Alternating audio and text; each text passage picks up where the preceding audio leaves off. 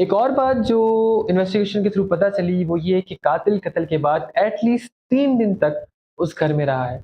उसकी रीज़न ये थी कि काफ़ी ज़्यादा आई विटनेस इस बात को सपोर्ट कर रहे थे कि इवन कि उन्होंने 3 दिन तक रूबर फैमिली के किसी मेंबर को घर से बाहर आते नहीं देखा, लेकिन उस घर के चिमनी से धुआँ निकल रहा था। मतलब कोई था जो 3 दिन तक उसे स्मोक दे रहा था, उसे लकड़ियाँ दे रहा था ताकि वो जलती रहें। और जो चीज़ नोट की गई वो ये थी कि जब बॉडीज़ को डिस्कवर किया गया तो जितने भी पालतू जानवर थे घर के, उन सब के खाने के बर्तनों में खाना और पानी मौजूद था।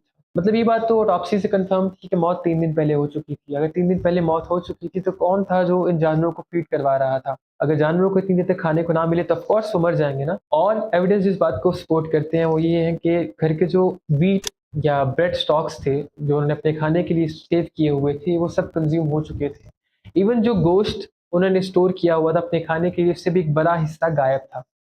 जो कि इस बात को सपोर्ट करता है कि कातिल 3 दिन तक उन्हीं के घर में रहा है, उन्हीं के बिस्तर पे सोया है, उन्हीं के किचन से खाना खाया है, उन्हीं के जानवरों को खाना खिलाया है। यानी कि फुल कंफर्टेबल लाइफ उसने एन्जॉय की है 3 दिन तक उन्हें मारने के बाद। और इन्वेस्टिगेशन की गई तो पता चला कि कातिल ने ये काम अचानक नहीं किया, इसके पीछे पूरी प्लानिंग थी।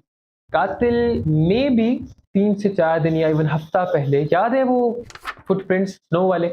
शायद वो कातिल के फुटप्रिंट्स थे जो उस घर में करीब 7 दिन तक रहा है, उसके एटिक में छुपकर। कातिल को सब पता था घर के हर मेंबर की रूटीन, उसका नाम, उसकी पसंद-नापसंद और उसके हैबिट्स को। कत्ल की रात ऐसा हो सकता है कि कत्ल की रात कातिल ने मजबूर किया हो जानवरों को आवाज़ करने पर, जिसकी वजह से एक-एक करके घर के सभी मेंबर्स आते गए जानवरों को देखने और कातिल अपना काम करता गया, जिसकी वजह से सिचुएशन उसके साइड पे रही।